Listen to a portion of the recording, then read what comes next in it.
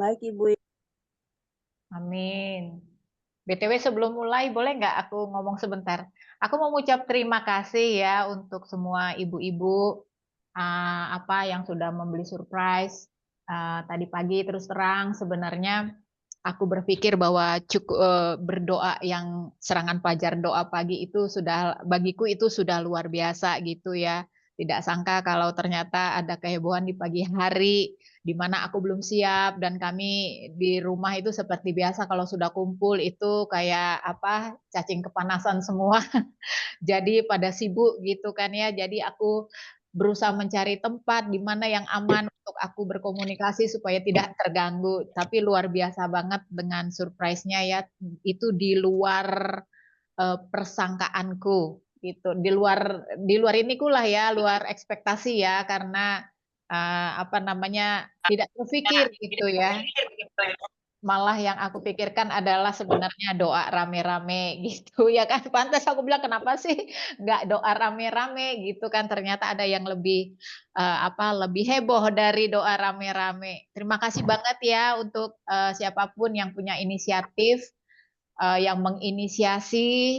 eh, Kalian semua luar biasa dan aku sangat menghargai. Terus lagu yang tadi bersyukur tadi adalah ucapan syukurku kepada Tuhan yang sudah memberikan apa namanya hidup ya nyata. Jadi kasihnya Tuhan itu sempurna nyata di dalam hidupku. Jadi untayan lagu yang ku bersyukur Bapak itu adalah ungkapan hatiku juga betapa aku mengucap syukur atas usia yang diberikan bertambah 1 tahun dan Tuhan memberikan aku komunitas yang luar biasa, komunitas ibu-ibu yang saling membangun, saling menopang, meluruskan satu sama lain, mana yang kita sudah gak keluar jalur, kita luruskan lagi. Kita tidak meninggalkan siapa yang kebanyakan orang tinggalkan, tapi kita saling merangkul untuk saling menguatkan. Terima kasih ya ibu-ibu ya. Terima kasih banyak. Sama-sama Bu. Ya, Terima silakan Bu Mensi sambung. Sama. kasih. Semangat ya Ibu-ibu. Jadi pada siang hari ini kita baca dari Bilangan 22 pasal 22 sampai 24. Karena kita 18 orang, kita Bu Yohana menyimak ya Bu Joli. Jadi kita baca 55 ayat ya Bu. Ya Bu. Jadi kita mulai, saya lihat dari layar HP saya saja. Pertama Bu Joli, Bu Nace, Bu Dede,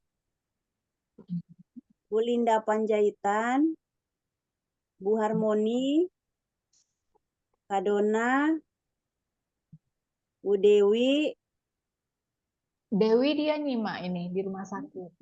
ya, berarti Nona Sofi, terus Marina Kak, Ibu Marina Kak, iya, Bu Sandra, Iya. Grace, Bu Christine, dia, Amiri, Ruth, Bu Dede, sama yang di paling bawah Bu siapa ya Bu Jol? Hah? Yang tutup Itu kamera. ada Bu Yohana, Bu Ling. Jadi setelah Bu Dede, Bu Yohana, lalu Ling. Iya, baru saya Bu. Baru Nancy. Baiklah. Jadi Silakan Bu. urutannya ada di ini ya, di mana? Di Zoom, di chat maksud saya. Oke. Bilangan 22 ayat 1 sampai 5. Kemudian berangkatlah orang Israel dan berkemah di dataran Moab, di daerah seberang sungai Yordan dekat Yeriko. Balak memanggil Bileam. Ayat 2, Balak bin Zippor melihat segala yang dilakukan Israel kepada orang Amori. Maka sangat gentarlah orang Moab terhadap bangsa itu, karena jumlahnya banyak. Lalu muak dan takutlah orang Moab karena orang Israel. 4, lalu berkatalah orang Moab kepada para tua-tua Midian, tentu saja laskar besar itu akan membabat habis segala sesuatu yang di sekeliling kita, seperti lembu membabat habis tumbuh-tumbuhan hijau di padang. Adapun pada waktu itu Balak bin Zippor menjadi raja Moab. 5, raja ini mengirim utusan kepada Bileam bin Beor ke Petor yang di tepi sungai Efrat, di negeri teman-teman sebangsanya. untuk memanggil dia dengan pesan, "Ketahuilah, ada suatu bangsa keluar dari Mesir, sungguh sampai tertutup permukaan bumi olehnya, dan mereka sedang berkemah di depanku." Amin. 6-10. Demikian firman Tuhan. Karena itu datanglah dan kutuk bangsa itu bagiku, sebab mereka lebih kuat daripadaku. Mungkin aku sanggup mengalahkannya dan menghalaunya dari negeri ini. Sebab aku tahu siapa yang kau berkati, dia beroleh berkat. Dan siapa yang kau kutuk, dia kena kutuk. Ayat 7. Lalu berangkatlah para tua-tua Moab dan para tua-tua Median dengan membawa di tangannya upah penenung. Setelah mereka sampai kepada Bileam, disampaikanlah kepadanya pesan Balak. 8. Lalu berkatalah Bileam kepada mereka, "Bermalamlah di sini pada malam ini, maka aku akan memberikan jawab kepadamu sesuai dengan apa yang akan difirmankan Tuhan kepadaku." Maka tinggallah pemuka-pemuka Moab itu pada Bileam. 9. Kemudian datanglah Allah kepada Bileam serta berfirman, "Siapakah orang-orang yang bersama-sama dengan engkau itu?" Ayat 10. Dan berkatalah Bileam kepada Allah, "Balak bin Zipor, Raja Moab, mengutus orang kepadaku dengan pesan." Amin. Ayat 11-15. Ketahuilah, ada bangsa yang keluar dari Mesir, dan permukaan bumi tertutup olehnya. Karena itu datanglah, serapahlah mereka bagiku, mungkin aku akan sanggup berperang melawan mereka dan menghalau mereka. 12. Lalu berfirmanlah Allah kepada Bileam, "Janganlah engkau pergi bersama-sama dengan mereka, janganlah engkau mengutuk bangsa itu, sebab mereka telah diberkati." 13. Bangunlah Bileam pada waktu pagi, lalu berkata kepada pemuka-pemuka Balak, "Pulanglah ke negerimu, sebab Tuhan tidak mengizinkan aku pergi bersama-sama dengan kamu." 14. Lalu berangkatlah pemuka-pemuka Moab itu, dan setelah mereka sampai kepada Balak, berkatalah mereka, "Bileam menolak datang bersama-sama dengan kami." 15. Tetapi Balak mengutus pula pemuka-pemuka lebih banyak dan lebih terhormat dari yang pertama. Amin.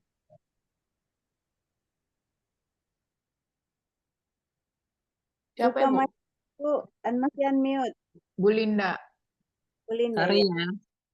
Oke, saya ulang lagi ayat 16-20. Setelah mereka sampai kepada Bileam, berkatalah mereka kepadanya, "Beginilah kata Balak bin Zipor, janganlah biarkan dirimu terhalang-halang untuk datang kepadaku." Ayat 17, "Sebab aku akan memberi upahmu sangat banyak, dan apapun yang kau minta daripadaku, aku akan mengabulkannya. Datanglah dan serapahlah bangsa itu bagiku." Ayat 18, tetapi Bileam menjawab kepada pegawai-pegawai Balak, "Sekalipun Balak memberikan kepadaku emas dan perak seistana penuh, aku tidak akan sanggup berbuat sesuatu yang kecil atau yang besar, yang melanggar titah Tuhan Allahku." Ayat 19, oleh sebab itu, baiklah kamu pun tinggal di sini pada malam ini, supaya aku tahu apakah pula yang akan difirmankan Tuhan kepadaku. Ayat 20, datanglah Allah kepada Bileam pada waktu malam serta berfirman kepadanya, "Jikalau orang-orang itu memang sudah datang untuk memanggil engkau, bangunlah, pergilah bersama-sama dengan mereka. Tetapi hanya apa yang akan kufirmankan kepadamu, harus kau lakukan." Amin. Bilangan 22 ayat 21. Keledai Bileam dan malaikat Tuhan. Lalu bangunlah Bileam pada waktu pagi. Dipelanainya lah keledainya yang betina dan pergi bersama-sama dengan pemuka-pemuka Moab. Tetapi bangkitlah murka Allah ketika ia pergi, dan berdirilah malaikat Tuhan di jalan sebagai lawannya. Bileam mengendarai keledainya yang betina, dan 2 orang bujangnya ada bersama-sama dengan dia. Ketika keledai itu melihat malaikat Tuhan berdiri di jalan dengan padang terhunus di tangannya, menyimpanglah keledai itu dari jalan dan masuk ke ladang. Maka Bileam memukul keledai itu untuk memalingkannya kembali ke jalan. Kemudian pergilah malaikat Tuhan berdiri pada jalan yang sempit di antara kebun-kebun anggur dengan tembok sebelah menyebelah. Ketika keledai itu melihat malaikat Tuhan, ditekankannya lah dirinya kepada tembok, sehingga kaki dan terhimpit kepada tembok, maka ia memukulnya pula. Amin. 26. Berjalanlah pula malaikat Tuhan terus dan berdirilah ia pada satu tempat yang sempit, yang tidak ada jalan untuk menyimpang ke kanan atau ke kiri. 27. Melihat malaikat Tuhan meniaraplah keledai itu dengan Bileam masih di atasnya. Maka bangkitlah amarah Bileam, lalu dipukulnyalah keledai itu dengan tongkat. 28. Ketika itu Tuhan membuka mulut keledai itu sehingga ia berkata kepada Bileam, apakah yang kulakukan kepadamu sampai engkau memukul aku 3 kali? 29. Jawab Bileam kepada keledai itu, karena engkau mempermain-mainkan aku, seandainya ada pedang di tanganku, tentulah engkau kubunuh sekarang. 30. Tetapi keledai itu berkata kepada Bileam, bukankah aku ini keledaimu yang kau tunggangi selama hidupmu sampai sekarang? Pernahkah aku berbuat demikian padamu? Jawabnya tidak. Amin. Ayat 31. Kemudian Tuhan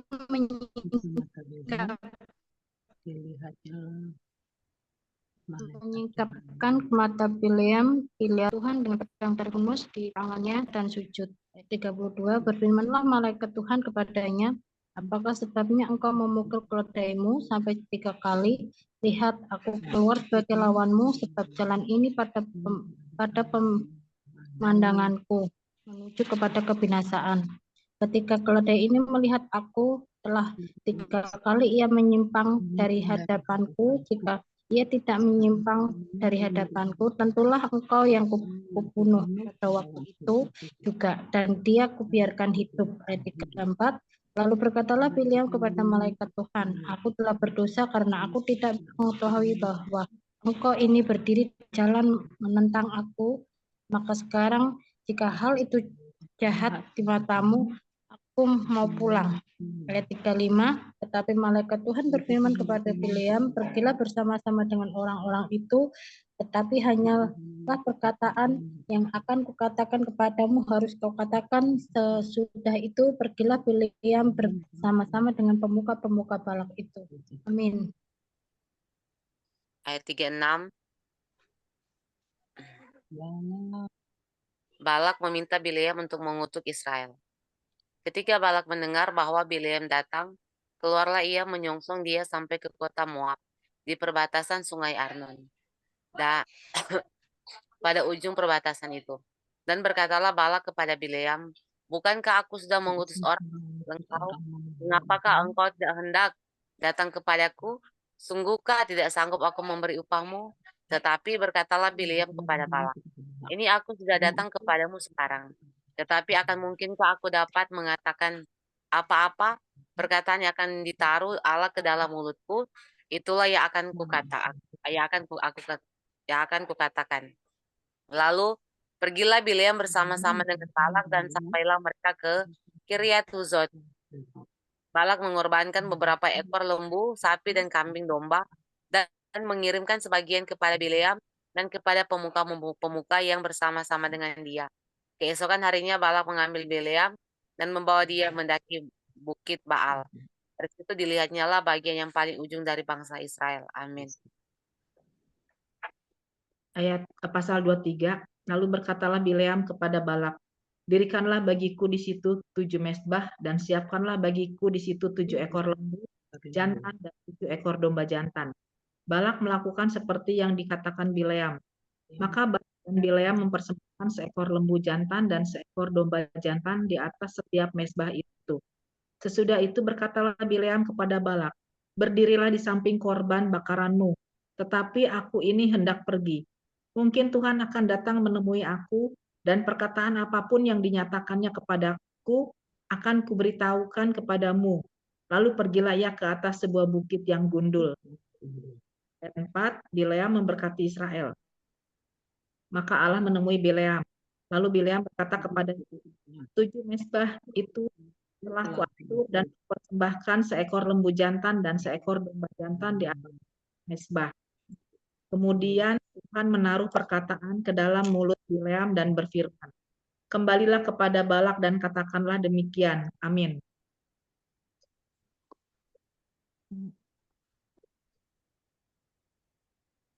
Bu Ruth, Aku ya berarti ya. Ibu Iya, Grace. iya sama aku dulu nih. Ya. Saya ya? Ibu Grace, Grace. Oh, oke. Eh, mana ya? Ayat 4 ya? 6. 6, Bu. 6. 6 Bu. Ketika ia kembali, maka Balak masih berdiri di situ di samping korban bakarannya bersama dengan semua pemuka Moab. Lalu Bileam mengucapkan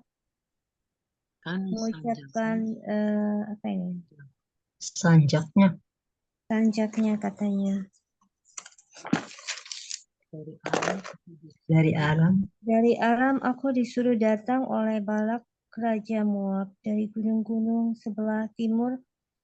Datanglah katanya, kutuklah bagiku Yakub, dan datanglah kutuklah Israel. Bagaimanakah aku menyerapah yang tidak diserapah Allah? Bagaimanakah aku mengutuk yang tidak dikutuk Tuhan? Sebab dari puncak gunung-gunung batu aku melihat mereka, dari bukit-bukit aku memandang mereka. Lihat suatu bangsa yang diam tersendiri dan tidak mau dihitung di antara bangsa-bangsa kafir. 10. Siapakah yang menghitung debu Yakub, dan siapakah yang membilang bondongan-bondongan Israel?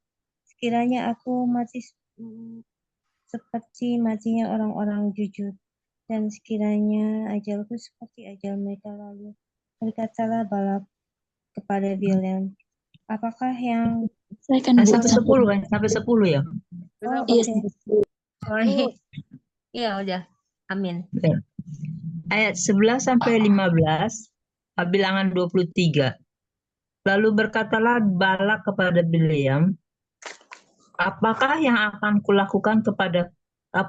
kau lakukan kepadaku ini?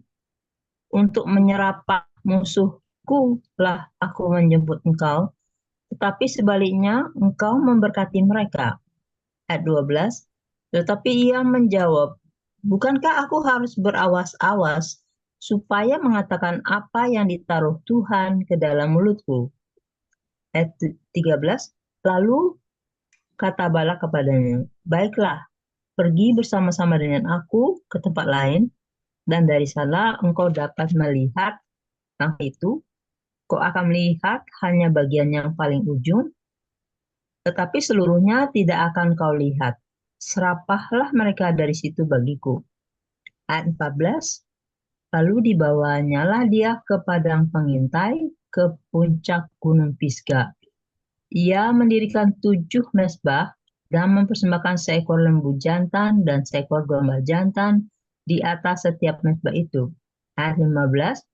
Kemudian berkatalah ia kepada Balak, berdirilah di sini di samping korban bakaranmu, sedang aku hendak bertemu dengan Tuhan di situ.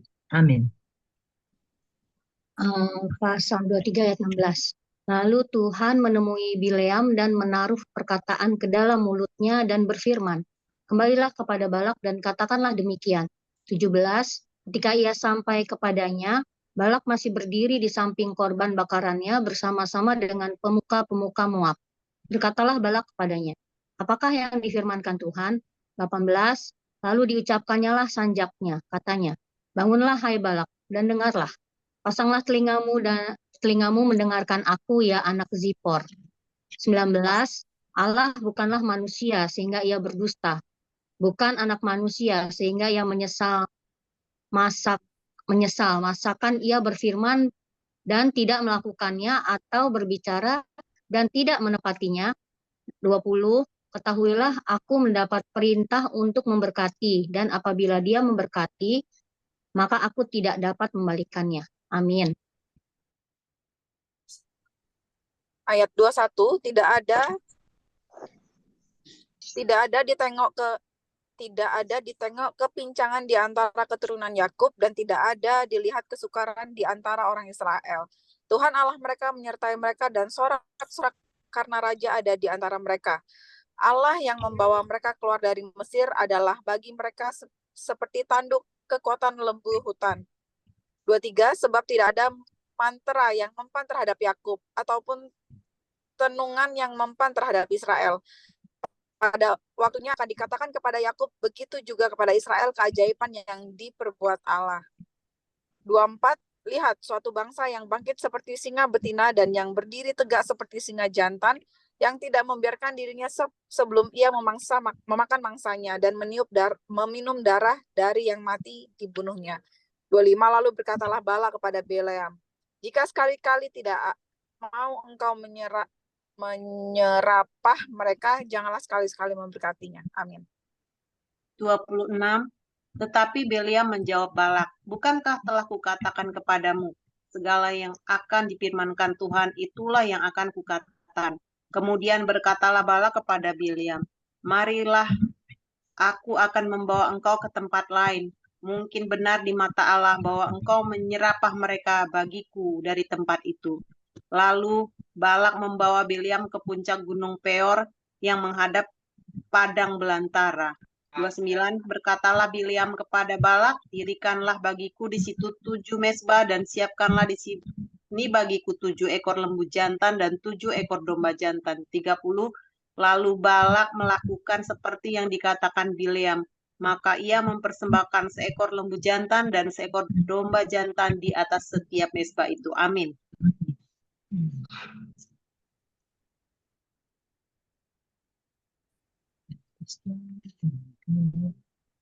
Siapa ya? Aku ya, bukan. Dede. Ya, diriku ya. Bu Benar. Dede. Oh, Bu Dede, oke. Bu Dede. Bukan Ibu Ruth ya? Bu Dede, enggak Bu Dede. Oh, oke. Bilangan 24, 1 sampai dengan 5. Ketika dilihat Bileam bahwa baik di mata Tuhan untuk memberkati Israel, ia tidak mencarikan pertanda lagi seperti yang sudah-sudah, tetapi ia menghadapkan mukanya ke arah padang gurun. Ayat 2, ketika Bileam memandang ke depan dan melihat orang Israel berkemah menurut suku mereka, maka roh Allah menghinggapi dia. 3, lalu diucapkannya lah sanjaknya katanya, tutur kata Bileam bin Beor, tutur kata orang yang terbuka matanya. Ayat 4, tutur kata orang yang mendengar firman Allah, yang melihat penglihatan dari Yang Maha Kuasa, sambil rebah, namun dengan mata tersingkap. Ayat 5, alangkah indahnya kemah-kemahmu, hai Yakub, dan tempat-tempat kediamanmu, hai Israel. Amin. Baru Bu Yohana. Ayat 6, sebagai lembah yang membentang semuanya, sebagai taman di tepi sungai, sebagai pohon gaharu yang ditanam Tuhan, sebagai pohon aras di tepi air. 7, air mengalir dari timbanya dan benihnya mendapat air banyak-banyak. Rajanya akan naik tinggi melebihi Agag, dan kerajaannya akan dimuliakan. 8, Allah yang membawa mereka keluar dari Mesir adalah bagi mereka yang seperti tanduk kekuatan lembu jantan.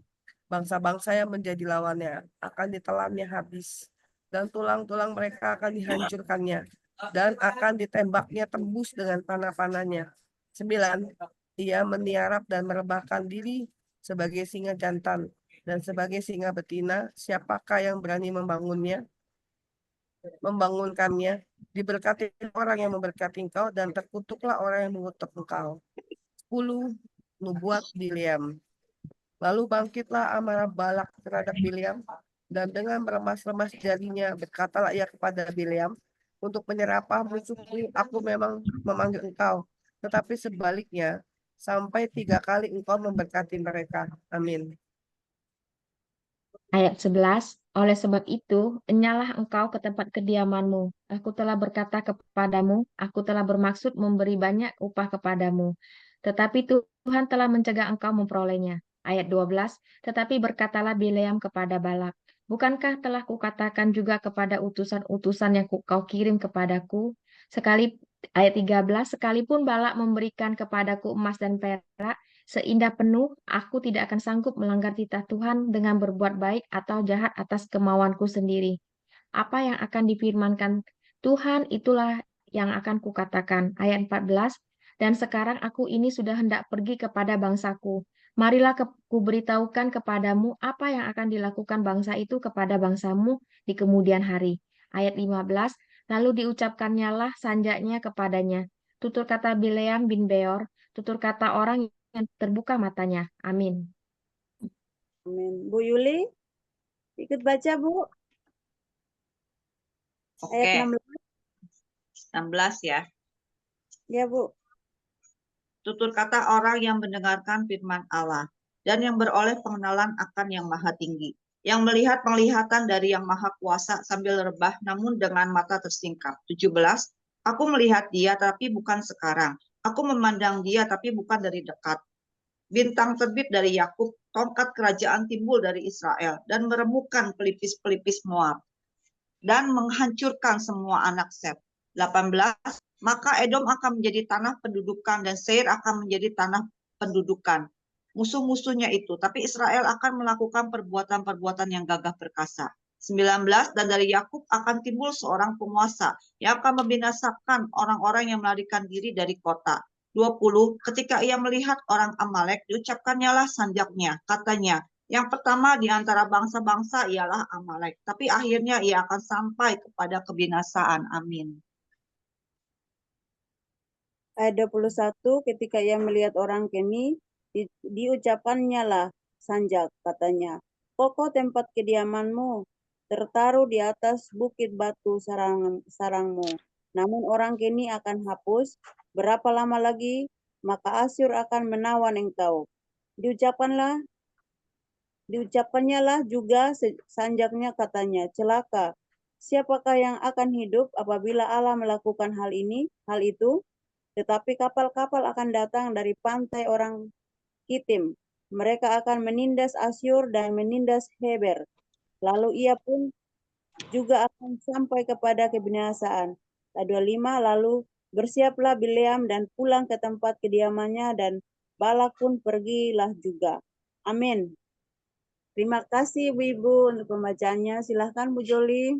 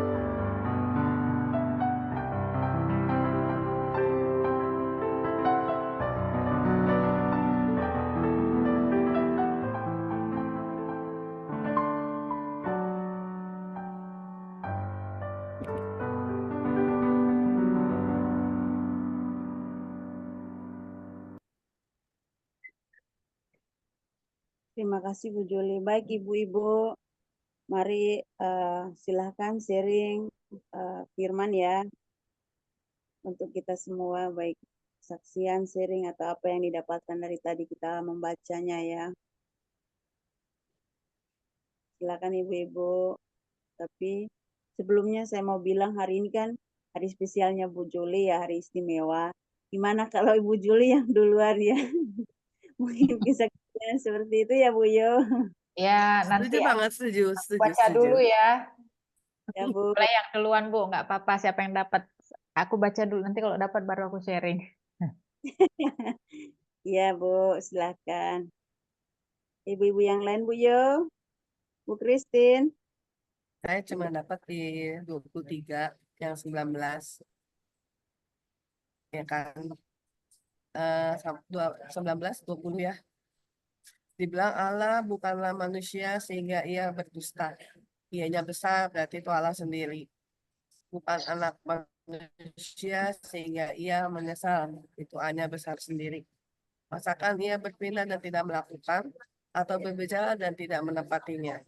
Ketahuilah, aku mendapat perintah untuk memberkati, dan apabila dia memberkati, dianya gede, D-nya, maka aku tidak dapat membalikannya. Kekuatan Tuhan itu tidak bisa mengalah, kekuatan manusia itu kita tuh tidak bisa berjalan tanpa kekuatan Tuhan sih. Ya di 20-nya ya. Kalau dia memerintah, kita harus taat. Kalau di 19, Allah bukanlah manusia, memang benar kita akuin ya. Sehingga dia tidak berdusta. Artinya di sini ditegaskan, aku diingatin Tuhan untuk bahwa firman-Nya itu ya dan amin. Pegang itu loh, bahwa kalau kita manusia tuh suka bohong-bohong ya. Janji-janji, tinggal janji kan gitu kalau manusia ya seringkali ya. Tapi kalau Allah yang berjanji, maka ia juga akan menggenapi. Dia bilang, bukankah sehingga bukan anak manusia sehingga ia menyesal. Artinya walaupun dia memberi hukuman, dia tidak akan menyesali juga gitu loh. Karena kan dia bilang kepada anak itu kasih, aku susah karena dia sayang gitu kan. Nah, jadi intinya masakan dia berfirman dan tidak melakukan, artinya firmannya akan digenapin. Ya, dia tidak berpihak dan tidak menepati, Allah tidak seperti itu. Itu pribadi Allah yang terdapat di sini, bahwa intinya adalah janjinya iya dan amin, firmannya iya dan amin, dan jangan mengandalkan diri kita kepada manusia, atau kita berharap manusia, sebab Allah tidak pernah berdusta. Itu saja. Terima kasih. Ya, betul Bu Yo. Memang janji Tuhan ya dan amin, murni juga ya. Jadi kalau kita mengandalkan Tuhan, Tuhan akan melakukan segala perkara gitu Bu. Terima kasih Bu Linda, mungkin silahkan Bu sudah buka mic-nya. Iya, ya itu saya juga nambahkan sedikit dari Ibu Yo ya. Saya juga kayaknya dari yang saya baca ini yang sebagai yang menjadi reman ya sama saya. Allah bukanlah manusia sehingga ia berdusta, bukan anak manusia. Iya, seperti Ibu Menti tadi juga bilang, Allah itu nggak pernah berdusta, Allah itu tidak pernah ingkar, Allah itu tidak pernah menunda-nunda ya. Sekali dia berkata ya, cuman memang ada 3 ya dijawabnya. Sekarang, tunggu atau tidak. Pokoknya dia tidak pernah berdusta dan juga dia tidak pernah ingkar dan dia juga tidak sama seperti manusia. Masakan ia berfirman dan tidak melakukannya. Firmannya itu sendiri dari Allah, masa dia nggak melakukannya? Jadi berarti dia sama dong seperti kita manusia ya, karena dia yang sudah berfirman, karena dia juga Allah yang tidak pernah berdusta, Allah yang tidak pernah mengingkar. Ketahuilah bahwa ketahuilah aku mendapat perintah untuk memberkati, dan apabila dia memberkati maka aku tidak dapat membalikannya. Ya itu kembali lagi ya, karena dia sudah mendapatkan perintah dan juga dia yang memberkati, maka berkat itu tidak akan kembali Kalau sudah dia bilang kita dapat berkat, dapat berkat. Yang intinya dia tidak pernah berdusta dan tidak berbohong. Itu saja, Ibu Meti. Ya, makasih Bu Linda, terima kasih. Memang benar ya, Tuhan tidak pernah berdusta, berbohong. Apa yang dikatakan itu terjadi dan Amin. yang diberi tidak ada yang bisa mengambilnya gitu. Iya, Berkat amin. beri tidak mungkin ada yang bisa mengambilkan, kekuatan Tuhan lebih besar ya. Terima kasih Bu Linda. Sama-sama. Kak Mary, silakan. DDP, silakan. Kak Sofi, Bu Sandra, Bu Nace, Bu Dewi. Saya mungkin ya mau di Bilangan 23 ayat 23, sebab tidak ada mantra yang mempan terhadap Yakub ataupun tenungan yang mempan terhadap Israel. Mantra dan tenungan ini adalah berbicara tentang kuasa kegelapan, di mana kuasa kegelapan itu memang ada, memang nyata, dan memang tidak bisa diremehkan. Tetapi kita adalah anak-anak Tuhan, adalah Israel rohani, di mana kita adalah orang-orang yang ditebus oleh Tuhan, kita sudah diperlengkapi dengan kuasa Tuhan, kita ditutup bungkus sama dengan darah Yesus, sehingga firman Tuhan berkata bahwa itu tidak akan mempan kepada kita gitu. Tapi itu bisa mempan kepada kita kalau kita buka celah gitu kan. Buka celah itu artinya kalau kita buka celah berarti seolah-olah seperti mengizinkan iblis itu bekerja gitu dalam kehidupan kita. Karena Tuhan itu kan bukan hanya kasih, tapi Tuhan juga adil gitu.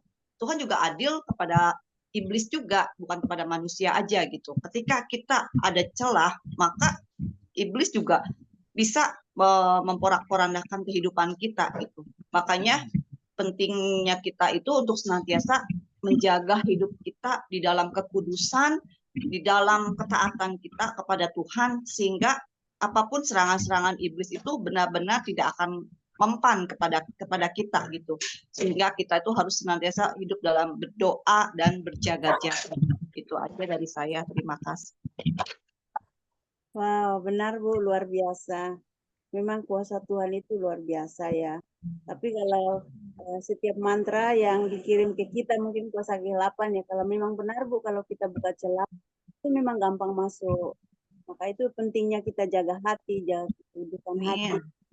Amin. Setiap apa kita pikirkan, terutama pikiran kita tuh biasanya yang gampang untuk itu ya. Peperangan di pikiran. Jadi ya kalau kita mengandalkan Tuhan dan menjaga hati pikiran, semuanya pasti akan terpental ya karena. Amin. Terima kasih Bu Yul. Silakan ibu-ibu yang lain ke. Sama. Saya ya. Ya Bu, silakan. Kedengaran ya suara saya ya? Dengar Bu, kedengaran. Ya, biasanya kan kalau kita baca, terus kita harus tanya apa yang Tuhan taruh dalam hati gitu ya. Tapi ini yang saya lihat ada 3, satu di pasal 22 ayat 38, perkataan yang akan ditaruh Allah dalam mulutku. Itu satu. Terus 23 ayat 12, bukankah aku berawas-awas apa yang ditaruh Tuhan dalam mulutku? Jadi ditaruh dalam mulut ya. Yang ketiga di pasal 23 ayat 16. Lalu Tuhan menemui Bileam dan menaruh perkataan ke dalam mulutnya dan berfirman, kembalilah kepada Balak, katakan demikian. Ketika ia sampai kepadanya, Balak masih berdiri samping korban bakarannya. Jadi Tuhan menaruh di dalam hati, biasanya kita mikir ditaruh dalam hati kita ya, tapi yang hari ini dibaca, ditaruh Allah ke dalam mulutku, ditaruh Tuhan dalam mulutku. Yang ketiga, Tuhan menaruh perkataan ke dalam mulutnya, jadi dalam mulutnya Bileam. Lalu Bileam mengatakan kata-kata untuk Balak. Balak ini raja Moab yang jahat ya, dia suruh menserakahi bangsa Israel. Dan saya ketemu ayat yang pembandingnya Yeremia 48. Ini kayaknya Allah murka lalu membuat pembalasan. Yeremia 48 ayat 45. ayat 45 ya, aku baca aja ya.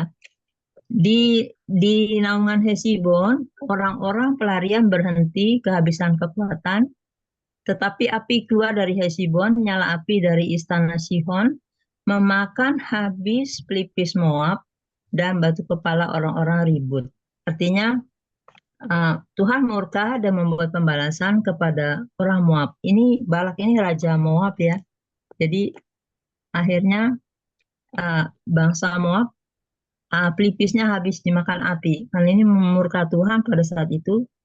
Dan ini dinubuatkan oleh Yeremia pasal 48 ayat 45 ya. Jadi itu pelipisnya bangsa Moab dimakan habis oleh nyala api dari istana Sihon. Jadi ada api yang nyala dan memakan habis pelipis bangsa Moab ya. Ternyata menemukan pelipis Moab. Kalau yang saya lihat pelipis kan sebelah sini ya. Jadi nggak tahu kenapa ini jadinya dimurkai Tuhan dan itu dimakan habis oleh api. Ya mungkin karena Raja Moab ini terlalu jahat sehingga rakyatnya jadi yang memikul akibat. Kalau yang saya ingat Elia dan janda Sarfat itu ada di masa kelaparan. Karena kalau kita lihat raja-raja ini, raja-rajanya jahat semua. Apa yang jahat di mata Tuhan, yang buat sakit hati Tuhan, itu yang dikerjakan. Karena mereka senang pada kuasa-kuasa gelap itu yang tadi dibilang oleh ibu itu ya. Ibu siapa tadi? Jadi itu dikatakan sehingga bangsa Israel memikul akibatnya masa kelaparan. Dan mujizat Nabi Elia di janda Sarfat juga nampaknya tidak menolongnya. Tapi ada yang bisa membuat harapan bahwa Elia masih mendapat berkat dari burung-burung gagak ya.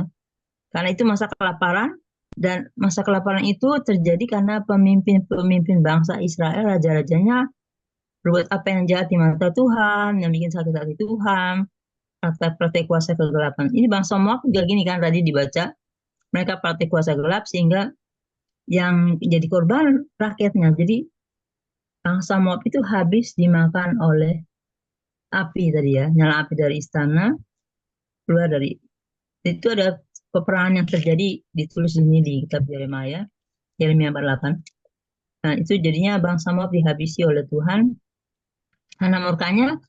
Semua kejadian bangsa ini karena pemimpin-pemimpin bangsanya. Jadi mungkin kita patut mendoakan pemimpin bangsa Indonesia juga, supaya bangsa kita tidak tertimpa masalah yang seperti ditulis di Injil ya.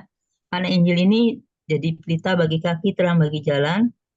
Supaya kita bisa studi banding. Kalau bangsa kami mungkin tidak mau Allah murka, kami harus doakan pemimpin-pemimpin bangsanya tidak praktik kuasa gelap, supaya kita tidak jadi korban semua ya. Nah, walaupun kita nggak buat apa salah, walaupun nanti ada masa kelaparan kan yang menderita rakyat banyak gitu ya. Cuma itu karena apa yang di kitab, kalau baca kitab raja-raja di garis bawahi paling banyak jahat di mata Tuhan, bikin sakit hati Tuhan. Kalau di garis itu dapat banyak ya. Itu sih yang saya dapat. Jadi kalau di sini Bileam ditaruh di dalam mulut, yang taruh Tuhan. Jadi kita biasanya baca Injil terus kita merenung apa yang ditaruh dalam hati kita. Tapi hari ini ditaruh di dalam mulut. Jadi mungkin mulut kita juga suatu saat nggak bisa tidak sesuai apa juga. Tapi kalau itu ditaruh dalam mulut oleh Tuhan, saya sih puji Tuhan ya. Tapi kalau ditaruh dalam mulut dengan kuasa lain ya mohon maaf kita nggak mau ya. Tapi saya minta Tuhan kalau boleh apa yang ditaruh di mulut kita sesuai apa yang Tuhan mau gitu. Ya itu aja sih yang saya hari ini. Iya, makasih Bu Christine sudah lengkap. Ya memang benar Bu, kan kalau ditaruh di hati kan tidak bisa berbicara. Kalau ditaruh di mulut, kita katakan itu bisa menyenangkan hati orang, seperti itu. Dan itu membuat kekuatan bagi orang lain gitu ya Bu. Dan di mulut, biasanya kan kita kan pakai berbicara juga ya Bu ya. Terima kasih ya Bu Christine, sudah lengkap sudah. Jadi silakan Bu Dede. Dede mana ini? DDP. Soalnya ada 2 Dede. Oh ya. Oke. Saya Oh, dulu ya gitu. Bu Oke, Lidi oke. ya. Saya itu baca tentang Bileam. Bileam ini sebenarnya bukan orang Israel. Dia itu orang Mesopotamia. Dia disuruh atau dimintain tolong oleh Balak yang adalah Raja Moab yang tadi udah dijelasin sama Bu Christine ya. Untuknya adalah menyumpahi, mengata-ngatai, menyerapahi. Berarti kalau menyerapahi itu bukan kata-kata yang positif ya, berarti kata-kata yang negatif. Padahal Sumpah-sumpah si gitu. Moab ini adalah garis keturunan Lot. Memang sih pada saat kedua anak Lot itu kan bersetubuh dengan Lot, Tuhan nggak suka gitu kan. Akhirnya Tuhan mengatakan bahwa Moab adalah bangsa yang akhirnya akan dikucilkan gitu kan. Berarti atau dihukum dengan kata lain seperti itu. Nah, yang saya perhatikan di sini itu dari Bilangan 24 ayat 12 sampai 13. 3 kali saya baca ya, Bilangan 24 ayat 13 sampai 14 ini dikatakan Bileam mengatakan, yang tadi disebutkan Bileam itu bukan orang Israel ya. Bileam mengatakan kepada Balak, 12:13 ya. Tetapi berkatalah Bileam kepada Balak, bukankah telah kukatakan juga kepada utusan-utusan yang kau kirim kepadaku? Sekalipun Balak memberikan kepadaku emas dan perak seistana penuh, aku tidak akan sanggup melanggar titah Tuhan dengan berbuat baik atau jahat atas kemauanku sendiri. Apa yang akan difirmankan Tuhan, itulah yang akan kukatakan. Nah, ini korelasinya dengan kondisi saat ini. Kalau misalnya kita disodorkan ya satu perkara untuk memilih A atau B, satu jabatan lah atau misalnya satu kondisi untuk memilih A atau B, kemudian kan kadang-kadang kita cenderung hati kita tuh condong kepada keuntungan A ini apa, keuntungan B ini apa. Misalnya keuntungan A, wah itu dikasih emas nih, atau jangankanlah emasnya, kalau emas mungkin agak dikasih rumah, kendaraan dan sebagainya, semuanya lengkap, pokoknya tinggal masuk.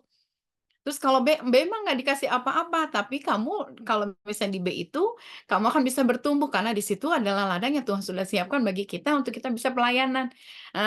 Hati kita kalau misalnya disodorkan yang seperti itu, kemungkinan besar ya, kalau memang kita tidak takut akan Tuhan, biasanya akan lebih memilih A, karena kan konsekuensinya kita akan hidup nyaman, mapan, dan sebagainya. Tapi kalau untuk B, justru kita di situ akan berjerih lelah gitu ya. Nah ini sebenarnya kalau misalnya kita perhatikan di sini, luar biasa ya si Bileam ini meskipun dia bukan orang yang disebutkan keturunan Israel, tetapi dia mengerti betul apa yang harus dia ucapkan. Karena mulutnya itu berkuasa. Ketika dia memiliki mulut yang penuh kuasa, dia akan mengatakan segala sesuatu seperti yang Tuhan minta. Meskipun sebenarnya dia sudah diperingatkan oleh si keledainya itu sampai 3 kali.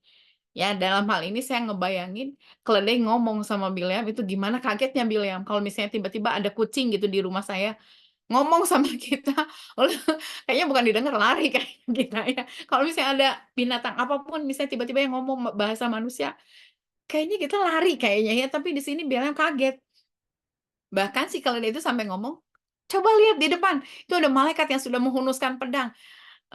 Dengan kata lain, ya Bileam sempat diperingatkan supaya dia juga tidak melakukan hal yang salah. Dia tidak mengata-ngatai Israel dengan kata-kata yang salah. Bahkan kalau misalnya kita lihat lebih lanjut, dia malahan memberkati Yakub gitu kan. Disebutkan juga bintang terbit dari Yakub di ayat 17-nya. Tongkat kerajaan timbul dari Israel dan meremukkan pelipis-pelipis Moab yang tadi Bu Christine bilang ya. Dan menghancurkan semua anak Set. Jadi ini si Balak yang tadinya udah mau ngasih bayaran luar biasa, akhirnya dia mendengar begitu lemas karena dia tahu Balak itu tahu kalau misalnya Bileam udah ngomong itu pasti kejadian gitu. Jadi ya kita harus memulai waspada dengan apa yang kita ucapkan karena Tuhan itu memberikan kepada kita itu mulut untuk kita pergunakan dengan kata-kata yang bijak, dengan kata-kata yang sesuai dengan firman. Kemudian kita juga tahu kalaupun misalnya dunia mengiming-imingi segala sesuatu bagi kita, tapi itu ujungnya menuju kepada maut, ya kita juga harus waspada. Ya, saya memang pernah ngalamin hal itu. Dulu saya sempat kerja di satu farmasi. Dia bilang begini, ya satu bos itu ngomong gini, saya akan naikkan gaji kamu 2 kali lipat asal kamu tetap di sini. Sebenarnya nggak dosa gitu. Saya kalau misalnya saya kerja di situ pun nggak dosa. Tapi waktu itu saya dapat panggilan dari Tuhan untuk saya mengajar. Memang gajinya jomplang gitu ya. Benar-benar 1/3 yang saya dapat dari farmasi itu. Tapi saya bilang itu panggilan saya. Saya memang mendapatkan panggilan khusus untuk itu. Jadi ya udahlah saya lepasin meskipun kalau mama saya bilang, "Ah, kamu ini ya udah jelas-jelas ini menjanjikan." Tapi saya bilang, "Enggak lah. Saya mau ambil yang ini aja." Jadi kadang-kadang mungkin kita harus bisa melihat, memilah kira-kira ini tuh sesuai nggak dengan firman Tuhan. Kalau ini sesuai dengan firman Tuhan, jalani. Tapi kalau ini tidak sesuai dengan firman Tuhan, ya udah, nggak usah gitu kan. Kita mau ikuti teladannya Bileam. Itu aja Bu Kristi, Bu Menci, makasih. Baik Bu Dede. Ya benar Bu ya. Jadi kita harus memilah-milah dulu ya mana yang baik, mana yang kekal gitu ya. Kalau seandainya kita milih untuk bekerja dengan gaji yang lumayan, namun panggilan kita yaitu hak istimewa untuk melayani, kenapa tidak ya Bu ya. Terima kasih Bu Dede ya. Silakan Bu Kadona, Bu Yuli, Bu Marina, silahkan. Bu Dede dulu tuh. Oke, terima kasih. Shalom, tetap sehat, tetap semangat buat ibu-ibu yang ada di grup. Happy birthday untuk Bu Joli. Terima kasih sudah menjadi pelopor bagi kami untuk bisa ada di grup ini. Saya itu mendapat rema dari Bilangan 22 ayat 21 sampai 35. Itu tentang keledai Bileam sama malaikat Tuhan. Kalau dilihat itu tuh kita sadar tidak kalau kita membaca itu ada korelasinya, ada kaitannya dengan kehidupan kita sehari-hari. Maksudnya apa? Kita itu terkadang gini, kita percaya Tuhan, kita berdoa, kita membaca Alkitab, kita pokoknya merasa bahwasanya kita sudah mengikuti apa yang Tuhan mau dalam kehidupan kita. Tetapi terkadang, nah ini dia, saat kita diperingatkan Tuhan, hati-hati, misalnya seperti itu ya. Kita manusia yang punya kedagingannya kuat dan banyak, itu terkadang-kadang lupa, meskipun kita itu holy lah, rajin untuk berdoa, rajin membaca Alkitab. Sama seperti Bileam. Bileam kurang apa? Dari awal itu dia kan sudah bilang, aku nggak mau, istilahnya kan gitu. Untuk melakukan apa yang diminta si Raja Moab, kan gitu. Sampai akhirnya Tuhan sendiri berkata, ikuti, gitu kan. Nah terkadang itu kan juga dalam kehidupan kita tuh ada seperti itu. Kita ngikut Tuhan, tapi ada satu pilihan yang istilahnya, sebenarnya aku nggak mau Tuhan. Nggak apa-apa, maju, berangkat pergi. Tapi ingat, kan Tuhan selalu gitu. Ada tetapinya, tapi ingat, istilahnya kalau saat aku sudah ngasih warning, ada wanti-wanti, ada istilahnya isyarat yang kamu pasti akan tahu, pekalah. Itu yang terkadang kita itu sebagai anak Tuhan itu kurang peka dan harus terus-menerus mengasah kepekaan kita di situ. Nah, kan si malaikat sudah menjaga-jaga dengan menghunus pedang. Yang tahu keledainya, yang bisa melihat keledainya. Dengan 3 cara, itu kan 3 kali kan sampai dipukul itu keledai. 3 cara itu keledainya mengingatkan si Bileam. Tapi apa? Bileam tidak ngeh, tidak paham, tidak mengerti. Bahwasanya apa yang sudah dilakukan oleh keledainya itu membuat Bileam itu harusnya luput dari apa? Dari pedangnya si malaikat Tuhan tadi. Tapi terkadang dalam kehidupan kita itu kan kita nggak ngeh bahwasanya satu hal keburukan yang terjadi dalam kehidupan kita, misal mau berangkat kerja pagi-pagi, tiba-tiba ada aja anak kita mama nangis, atau ada pakaian kita yang kurang pas, itu kan bagi kita terkadang itu sebentar sesuatu yang aduh pagi-pagi kok udah kena naas ya, atau sesuatu yang buruk itu kan sampai Bileam itu digencet ke tembok kan itu sama keledainya. Bayangin keledai bisa menggencet tuannya itu ke tembok gitu biar istilahnya jangan lewat situ kan gitu. Kadang kan kita juga gitu. Tapi anggapan kita, ya ampun naas banget. Aku padahal tadi pagi udah berdoa, tapi kok kenapa ya anakku nangis. Terus pas aku naik kendaraan umum misalnya, ya ampun kok penuhnya sampai aku nggak dapat duduk, aku harus berdiri. Atau kita pas bawa kendaraan sendiri, kok macetnya ya. Setiap mau kita lewat lampu merah, itu selalu lampunya merah. Kenapa nggak hijau? Kalau hijau kan kita bisa jalan terus. Nah, saya mendapat rema ini dan bagi saya diingatkan seperti kayak dicelikkan lagi. Ini loh hal yang terkadang kita melihatnya sepele, tetapi tidak. Tuhan itu bisa mengingatkan kita, bisa memberitahu kita, bisa berbicara dengan kita dengan caranya Tuhan, bukan dengan cara kita, bukan dengan pemikiran kita.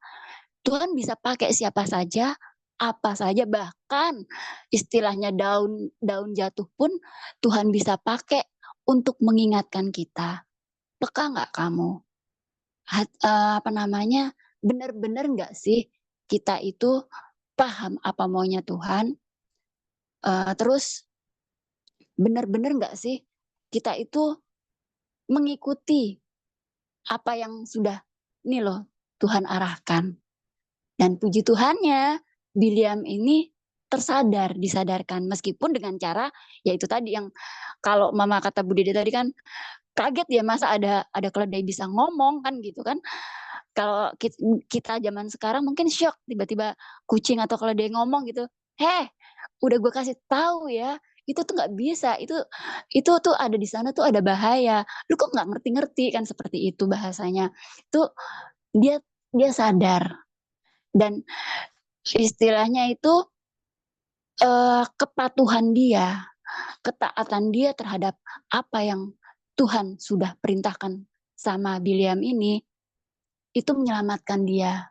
Menyelamatkan dalam arti kata kan kalau umpama dia sudah 3 kali dikasih tahu mengingkari itu ya mungkin aja bisa aja Tuhan sudahlah ini berarti tidak percaya kan tidak, tapi Tuhan masih menjaga, masih menyayangi Bileam dan terus istilahnya mengawal dan melindungi Bileam sampai apa yang Tuhan inginkan Bileam lakukan itu terjadi kan gitu.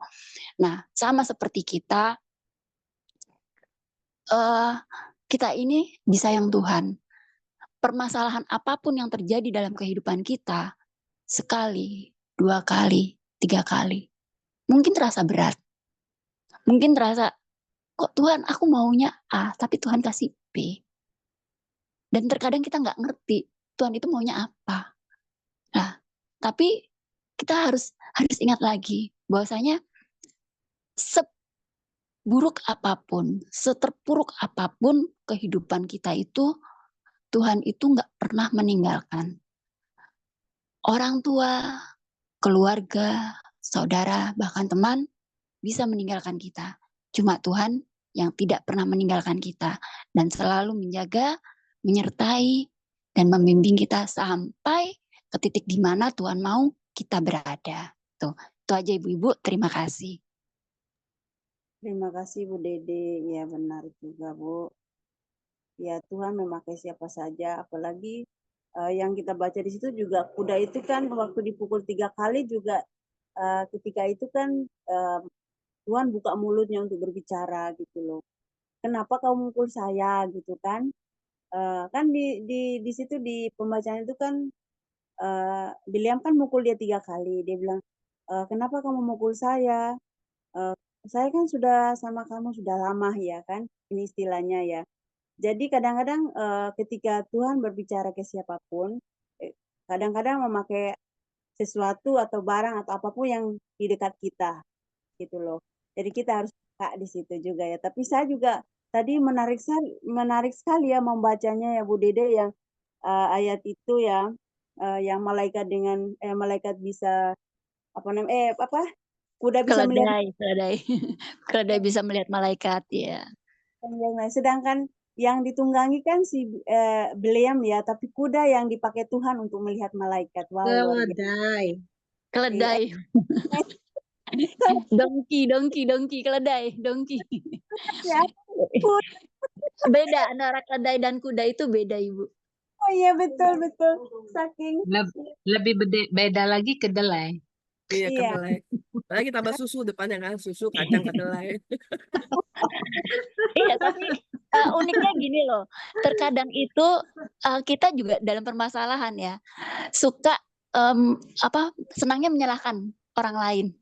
Kalau kita terpuruk dalam kesalahan atau kita melakukan kesalahan, kita senangnya itu kan mencari pembenaran. Nah, itu kayak si Bileam kan mencari pembenaran kan sebenarnya, bahwasanya kamu salah loh kedelai jadi sampean. Kamu salah keledai. Kok ini kamu nggak nurut, padahal keledai itu, dangki itu kalau kita pikir itu tuh binatang itu kan, kalau istilahnya itu bilang yang paling bodoh ya kalau dibilang, kadang-kadang orang bilang gitu ya, tapi dia nurut gitu loh, apa ini Tuhannya mau kan dia nurut. Makanya ada kata-kata bahwa aku tuh ngikutin kamu udah lama, tapi kok kamu nggak percaya, aku jatuhin kamu aja nggak pernah, kan istilahnya kan seperti itu.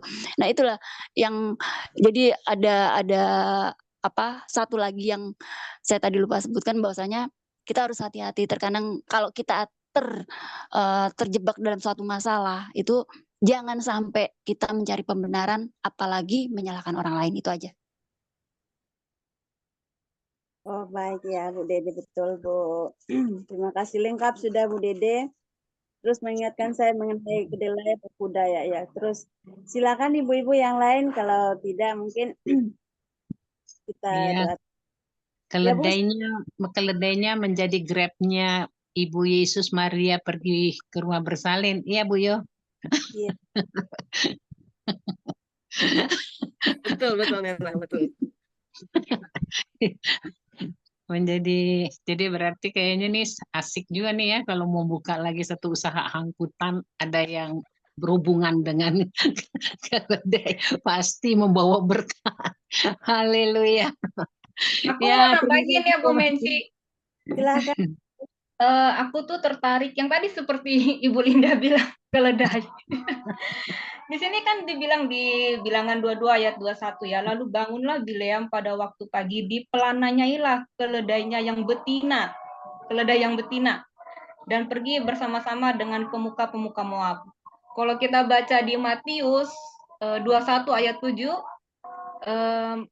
mereka membawa keledai betina itu bersama anaknya, lalu mengalasnya dengan pakaian mereka, dan Yesus pun naik ke atasnya. Jadi kalau saya ngeliat di sini, keledai betina ini sangat, maksudnya gini, kalau kita baca ya di Bileam itu, di ayat 34, lalu berkatalah Bileam kepada malaikat Tuhan, ayat 33, ketika keledai ini melihat aku, telah 3 kali ia menyimpang dari hadapanku. Jika ia tidak menyimpang dari hadapanku, tentulah engkau yang kubunuh. Jadi tentulah Bileam yang dibunuh. Jadi di sini ini hanya rema buat aku pribadi ya. Keledai betina, keledai itu sering dianggap bodoh ya, binatang bodoh. Binatang bodoh. Tadi saya lihat di Google, kenapa sih keledai betina itu keledai itu dianggap bodoh? Karena mereka tuh ketika ada suatu masalah, mereka tuh kalau kuda lain itu sudah bisa langsung lari, kalau mereka enggak, mereka diam dulu, dianalisa dulu. Jadi responnya itu kurang, jadi sering dianggap bodoh. Makanya dibilang begitu. Yang menjadi rema buat saya itu, pertama, keledai yang dianggap bodoh ini ternyata yang menyelamatkan Bileam. Itu yang pertama. Kedua, keledai yang bodoh ini ternyata membawa penyelamat manusia untuk masuk ke Yerusalem, yaitu Yesus. Jadi keledai ini dipakai membawa, yang pertama menyelamatkan Bileam, yang kedua membawa penyelamat manusia. Itu. Amin. Terus kenapa aku bisa? Saya nggak setuju. Saya tidak setuju. Objection. Saya tidak setuju. Loh, Ibu, ini kan rema buat saya. Nah, soalnya di Injil tulis keledai yang Yesus naik itu keledai yang belum pernah ditunggangi oleh siapapun. bukan oleh Iya, Bileam. saya Bentar Bu, paham, bentar saya Bu, paham bentar Bu. Bu Tapi Christine. ini kan Biar keledai Luna betina. selesaiin dulu ya. Biar Heeh, Luna selesaiin dulu. ini kan Oke. saya tidak ini sudah ditunggangi apa enggak. Saya hanya mau bilang ini keledai betina gitu ya. Pakai Yesus Keledai. itu. Iya. Ya anggaplah yang di Tuhan Yesus kan belum ditunggangi, tapi dia kan tetap keledai kan? Iya, Ya. betul. Nah, itu maksud aku keledai, binatangnya itu keledai. Terlepas sudah pernah ditunggangi atau belum ditunggangi, tapi dia keledai yang dipakai. Itu. Terus yang kedua, kenapa betina?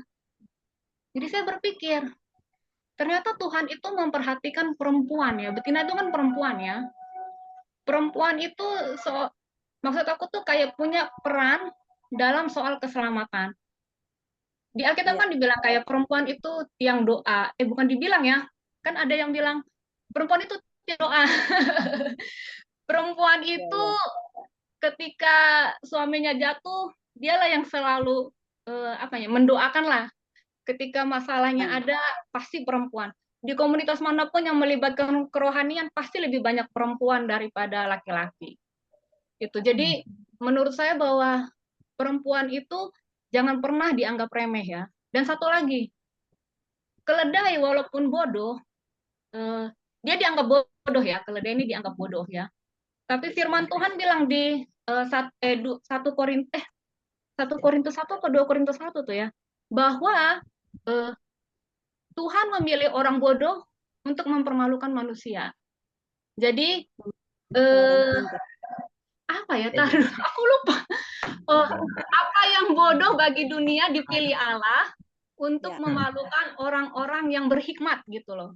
Jadi maksudnya gini, yang bodoh pun Tuhan pakai.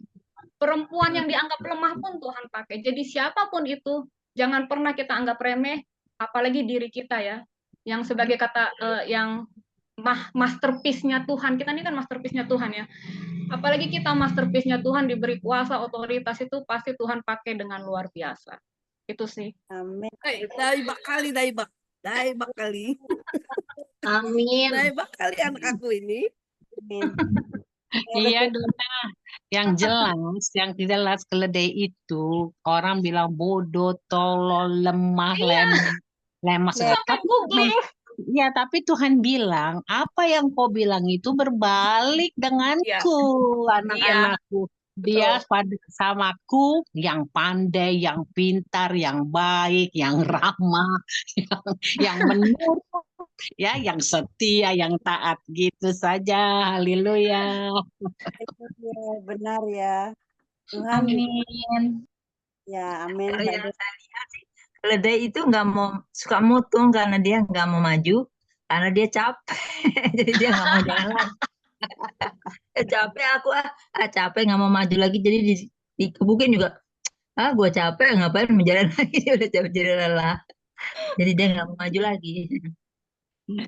Saya mau cerita lah ya, pada waktu saya masih di Kisaran, saya lihat ini orang memang itu ya bupati ya, jadi rumahnya besar sekali.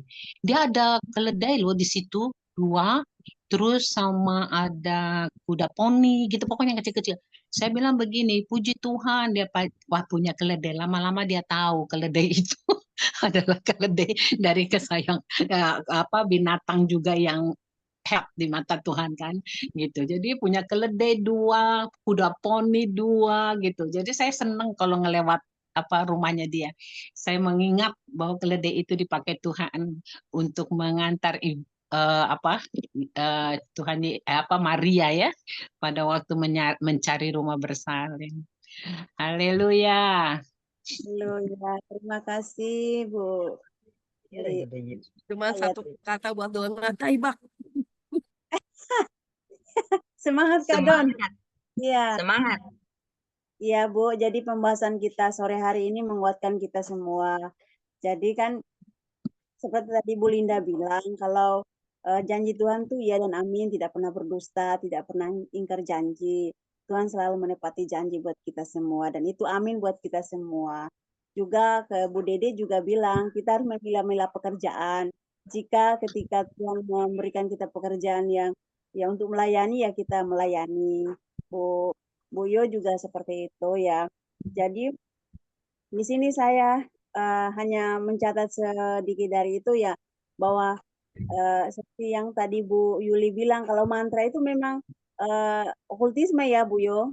Jadi kalau kita memang benar-benar harus jaga hati, jaga pikiran, karena dari hati naik ke pikiran ya, atau pikiran turun ke hati ya biasanya.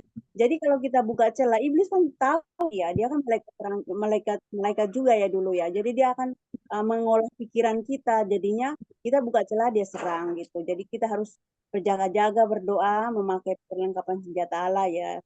Itu yang saya ulas tadi, dan seperti Bu Christine juga bilang ya, kalau Tuhan juga mau biasa menaruh perkataan di bibir ya, di perkataan dalam mulut ya untuk berbicara, berkata. Karena dari perkataan kita kan ada istilah bilang setiap perkataan itu kadang-kadang menyakiti hati orang ya kan, kadang-kadang membuat orang menangis, sakit hati ya kan.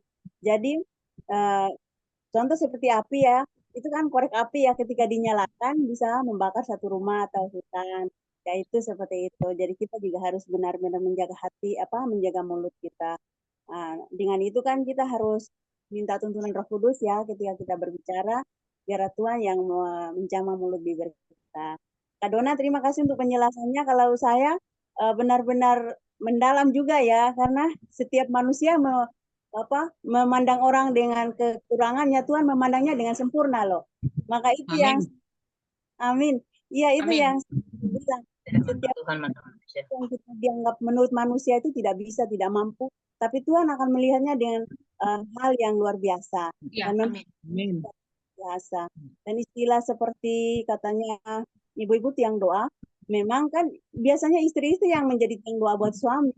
Dan kadang-kadang suami juga tidak memandang istri, ya begini-begini, tapi di balik kesuksesan suami itu, ada wanita hebat. Udah gitu Istri aja. juga, istri mendapat peranan ya Ibu Messi di balik kesuksesannya. Itu Ya, betul. Ya betul. Jadi ya pembacaan hari ini juga mengingatkan saya menjadi hal yang tadi kita bahas. Tapi tadi saya catat semua loh, ibu-ibu yang berkomen itu saya sudah bahas, sharing-sharing saya sudah catat semua untuk pelajaran buat saya. Terima kasih ibu-ibu. Remanya hari ini memberkati. Messi, sebenarnya Bu Joli belum, Bu Mensi. Bu Joli belum. Enggak apa Bagian saya kalau mendengarkan. Tolong Bu Joli. Bagian saya mendengarkan. Baik, lanjut aja. Tolong Bu Joli. Baiklah Bu, kalau begitu saya sebenarnya istri itu hatinya suami. Jadi kalau suami lagi kalau istrinya uring-uringan, berarti hati suami lagi mulai menceng ke kiri ke kanan.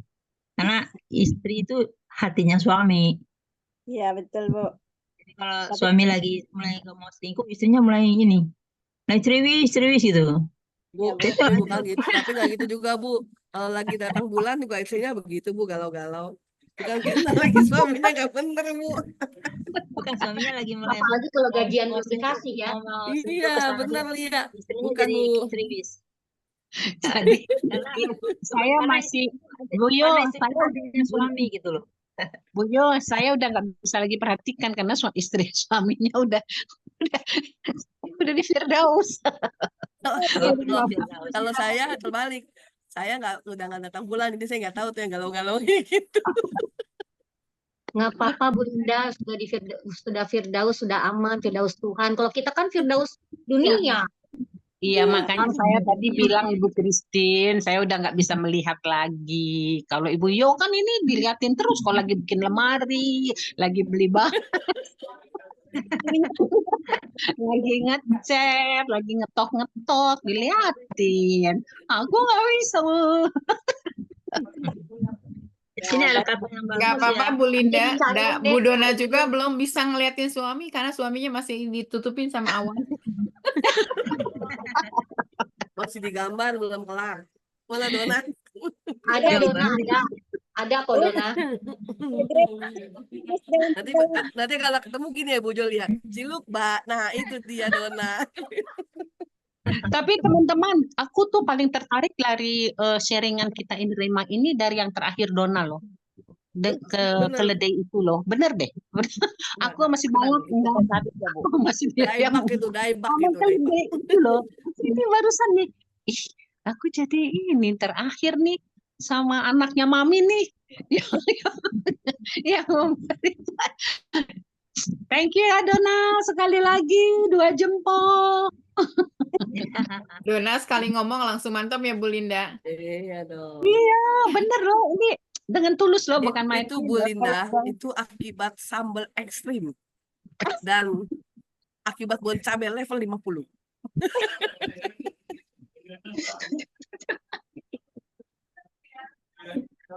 Ini Ibu Joli, aku tadi melihat kalau nggak salah kita sebetulnya pertemuannya ini malam ya, sore ya, di Jom.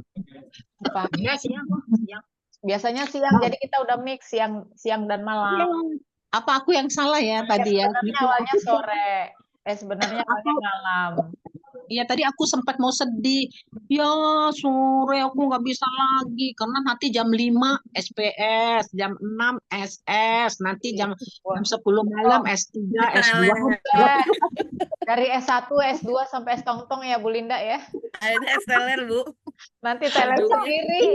Ini jujur ya, ini jujur Bu Joli, aku sedih banget tadi padahal aku tuh kan buktinya Tuhan Yesus baik kan, aku dibuka lagi mataku ini jam 2 gitu. Aku tuh tadi lagi pergi loh padahal enggak aku nggak ikut lagi gitu. Nggak ikut lagi aku. Jadi tadi 12:30 aku udah pulang.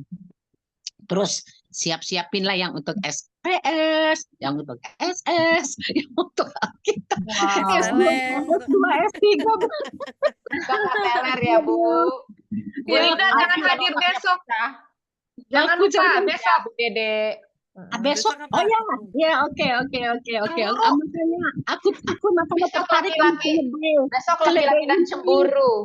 Besok laki-laki dan cemburu Jam loh. berapa? Jam berapa Bu? Besok jam 7 seperti biasa. Oh, malam, oke siap. Besok Bu Joli yang siapa? Jam 7. Itu ada satu pendeta untuk bantu kita untuk memahami soal kecemburuan laki-laki. Itu loh kasus kecemburuannya kemarin itu loh. Masih ingat nggak? Biar kita lebih paham lagi gitu. Iya, jadi nanti kalau mau tanya boleh gitu kan. Itu karena yang dibahas kan cuma laki-laki. Ini buat Bu Sari nih. Ini buat Bu Sari nih. Dan semua ibu-ibu di sini tentunya. Nggak ada, Bu Sari kan yang ngomong kemarin tuh, boleh nggak kayak gitu kalau bisa. Iya. Cara ngomong kemarin tentang kecemburuan gitu kan. Dia gemus banget ya Bu Sari. Besok ada baca Alkitab. Besok ada ini Bu, apa namanya seminar. Ada bintang tamu. Ada bintang tamu besok. Nanti aku bagikan sama Bu Harmoni ya. Enggak, besok ada ini apa?